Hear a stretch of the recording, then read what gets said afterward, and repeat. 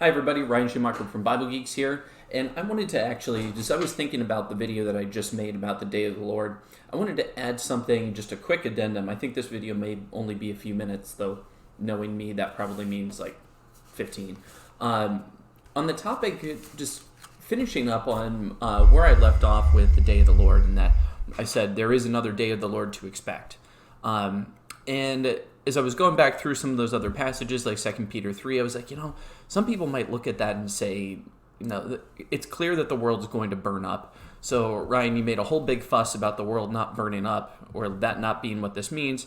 But who cares? Because the other passages mean the world's going to burn up. And so I wanted to address that really quick. Specifically, this is but wait, doesn't 2 Peter 3 say that the day of the Lord will come as a thief in the night, in which the heavens shall pass away with a great noise, and the elements shall melt with fervent heat, and the earth and also and the works that are therein shall be burned up. King James Version right here. So doesn't it say that the thing that you said isn't going to happen is going to happen right here? All right, so let's take a quick look at this.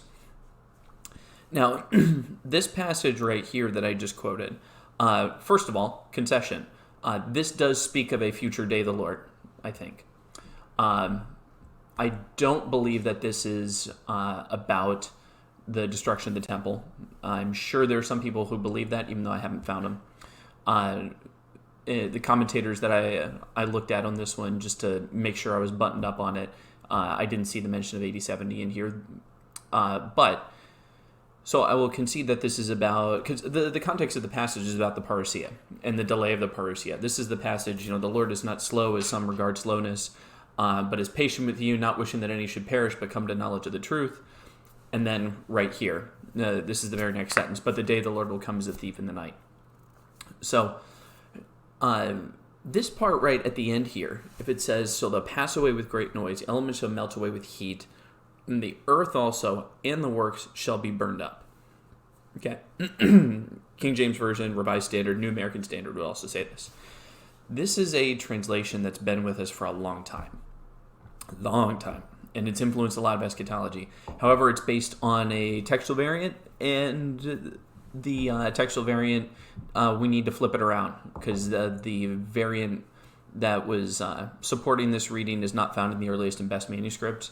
This is probably actually a material change coming from textual criticism. So the King James Version, the elements will dissolve with fire, and the earth and all that therein shall be burned up.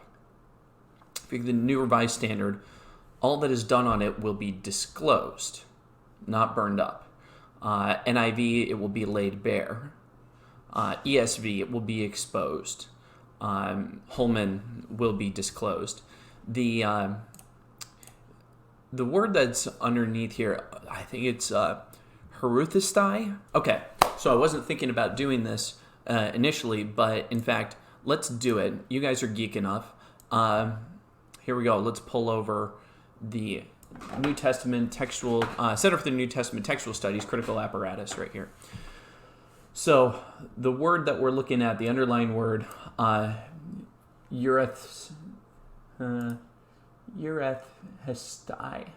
Yes, I think that's it.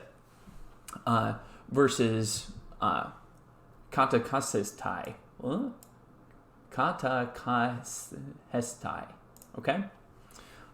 Sure.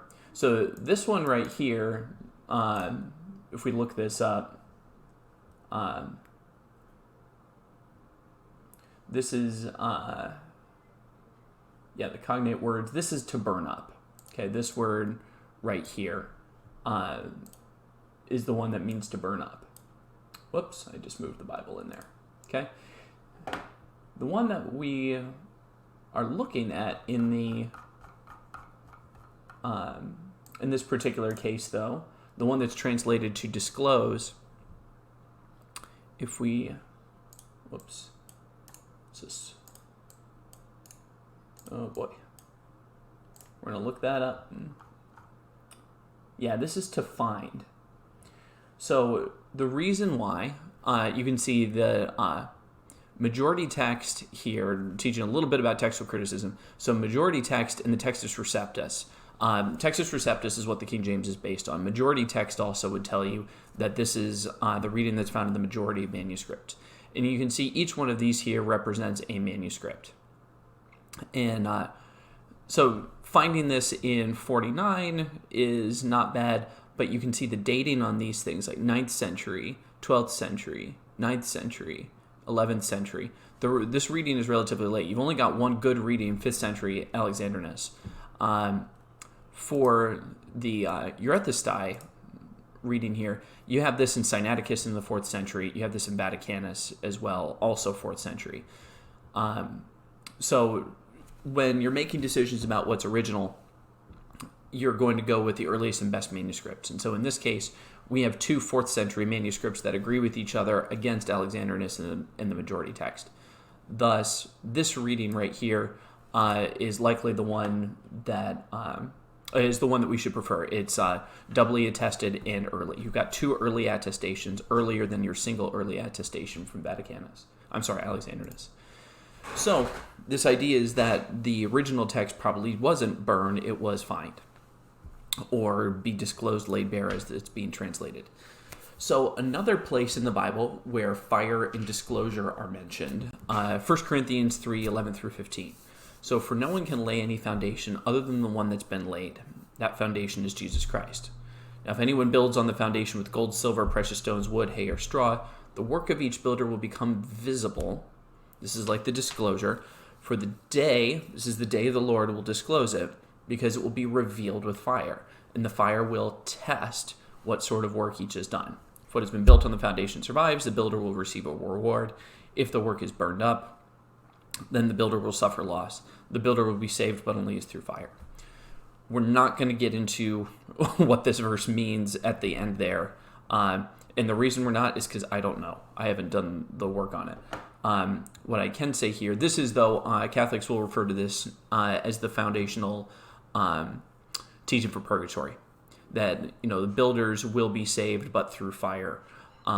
So some people get a direct reward, and some of them ultimately make it by the skin of their teeth through the fire. The point here is that the fire is revealing work on the day of the Lord, and it will test. It's a testing fire. It's like a smelting fire. When you really heat up metal, you throw it in a blast furnace, or in ancient times just a really hot furnace, and you'd burn off all the slag that's on it, all the stuff you don't want, just leaving the pure metal. This is what Malachi describes. Malachi chapter 3, you know it well from the Messiah, or about the day of the Lord. So I'm sending my messenger to prepare the way before me. And the Lord whom you seek will suddenly come in his temple, even the messenger of the covenant whom ye delight in. Though he shall come, or lo, he shall come, says the Lord of hosts. But who can endure the day of his coming, and who can stand when he appears? This is a big, long recitative at the beginning of the Messiah. But here we're talking about the day of the Lord. And then you get into the aria, for he is like a refiner's fire and a fuller's soap. He will sit as a refiner and purifier of silver. He will purify. This is then the chorus. And he shall purify. He will purify the descendants of Levi and refine them like gold and silver until they present offerings to the Lord in righteousness. And then the offering of Judah and Jerusalem will be pleasing to the Lord as in the days of old in the former years. It's a refining fire, folks. There's a difference. Do not expect the complete destruction of all things. This is a purifying fire. It's like getting rid of the excess. It's the burning off. It's not a destructive fire. It is not a consuming fire. We're not Stoics or Platonists who think that the world is just bad and it needs to be thrown out and destroyed and discarded. In Revelation 21, at the very end, there isn't a place where it says that the world is totally destroyed. Instead, Christ comes back and says, "See, I am making all things new." It is transformed, but it is not destroyed. And so we need to have a full biblical understanding of what's being spoken about here with this language of the fire. When the fire is said to disclose, it's burning off things and then laying bare what's there. So like in 2 Peter 3, the elements are dissolving, the heavens are burning up, and the earth is laid bare. And this is its refining, test, like in 1 Corinthians and in Malachi 3. So that's my quick short. Is the world going to be burned up? In my opinion, answer is no. Thanks for watching. Really appreciate it. Please subscribe. Take care.